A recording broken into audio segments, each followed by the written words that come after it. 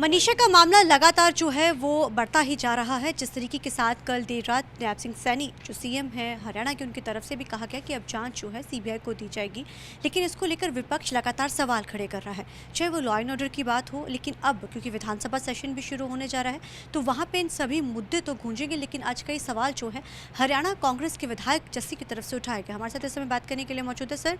आज आपने इस मुद्दे को दोबारा से उठाया गया, हालांकि ये मुद्दा बहुत गरमाया हुआ है हरियाणा में। अगर आज आपने कई तरीके के सवाल खड़े किए।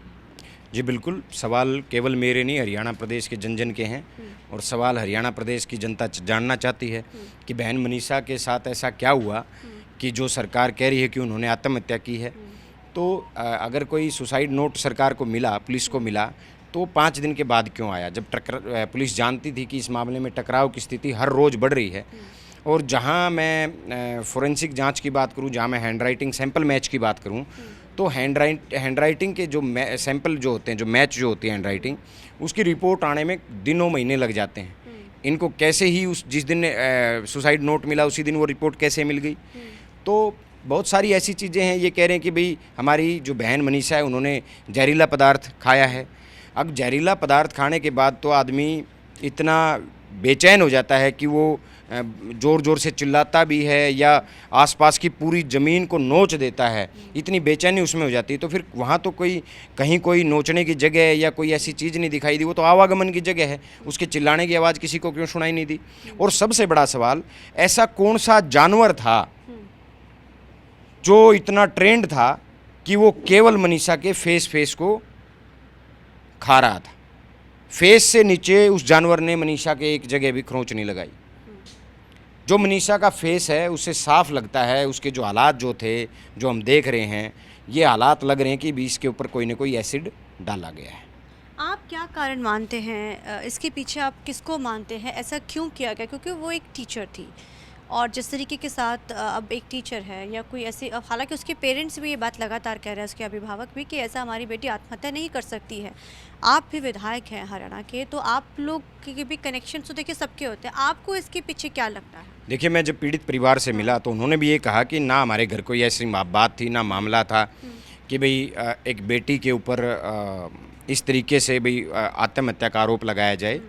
और मैं सिर्फ इतना कहूँगा, मैं सारी जांच तो नहीं बता सकता मैं, क्योंकि मैं पुलिस में नहीं हूँ, और मैं केवल इतना कहूँगा कि इसके पीछे बहुत बड़े आदमियों का हाथ है, बहुत बड़े लोगों का हाथ है, जिन्हें सरकार और प्रशासन मिल कर के बचाने का काम कर रहे हैं। मैं कहूँगा एक बेटी की हत्या हुई है, इसकी जांच सही से हो तो आप देखना बहुत सारे लोग ऐसे मिलेंगे, बहुत जो इस अपराध में शामिल हैं। आपको क्या लगता है कौन से वो लोग हो सकते हैं जो इस अपराध, क्योंकि अगर जाहिर है आप इसका अगर जिक्र कर रहे हैं, क्या शिक्षिका इतनी मतलब वो थी कि उनके पीछे पूरी एक जो चीज़ रची गई, उनकी हत्या की जो कहानी है या जो भी चीज़ें हैं, वो कौन लोग बड़े हो सकते हैं? देखिए, मैं तो जानता नहीं ना कौन बड़े हो सकते हैं। मुझे पता होता तो मैं बता ही देता कि वो कौन है। लेकिन हाँ, जिस तरीके की दरिंदगी, जिस तरीके की उनकी डेड बॉडी के हालात जो देखे गए, जिस तरीके से लोग कह रहे हैं कि भी उनके इंटरनल ऑर्गन्स निकाले गए, इससे तो ये साफ जाहिर है कि भाई कोई ना कोई बड़ा ही इसके पीछे कोई बहुत बड़ा एक गैंग है जो इस तरीके के अपराध को अंजाम देने की हिमाकत कर सकता है। आम आदमी तो इस तरीके की हिम्मत नहीं कर सकता। और जहाँ तक बड़ी जानवर जब खाएगा तो फेस से नीचे भी खा सकता है ना। केवल यहाँ तक ही कौन सा जानवर ऐसा परफेक्ट है कि यहाँ तक खाएगा या काट देगा आराम से। तो बहुत सारी चीज़ें ऐसी हैं जो मैंने सवाल आपके सामने आज मीडिया से किए हैं, वही सवालों के जवाब केवल मुझे नहीं, पूरे हरियाणा की जनता को चाहिए।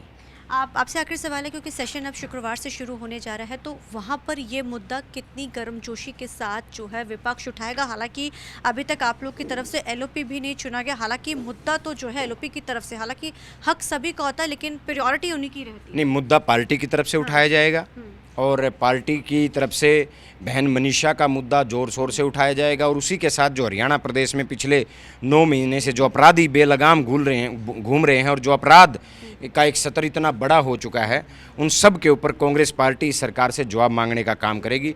देखिए, कांग्रेस मुख्य विपक्षी दल है और बराबर के वोट कांग्रेस ने हासिल किए हैं। 37 विधायक सदन में कांग्रेस के हैं, तो 37 के 37 विधायक बड़ी मजबूती से बहन मनीषा के लिए न्याय मांगने का काम करेंगे। आपने दिग्विजय चौटाला का भी आज जिक्र किया है, वो पूरा मामला आपके साथ क्या हुआ?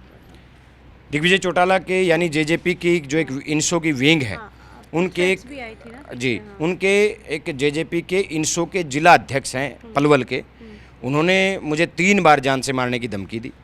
आज तक ना तो जेजेपी के किसी नेता ने पब्लिकली बयान दिया कि भाई हमारे कार्यकर्ता से गलती हो गई है, लोकतंत्र में इस तरीके की बातों की कोई स्थान नहीं होता, ना उसे आज तक पद से हटाया गया है। बल्कि मेरे से पहले वो एक हत्या में नामदर्ज है, एक SC/ST का एक्ट उसके ऊपर दर्ज है और अन्य मामले भी उसके ऊपर दर्ज है। मतलब एक आपराधिक छवि के आदमी को पहले तो आप जिला अध्यक्ष बनाते हो, फिर एक चुने हुए जनता के प्रतिनिधि को और गांव के चुने हुए प्रतिनिधि, सरपंच प्रतिनिधि को भी उसने गोली से मारने की धमकी दी है।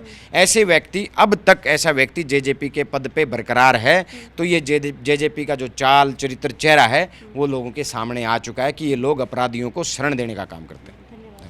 तो हमारे साथ बात करने के लिए जैसे बटवाड़िया कैमरामैन अंजन के साथ चंडीगढ़ से TV9 के लिए अमनप्रीत कौर।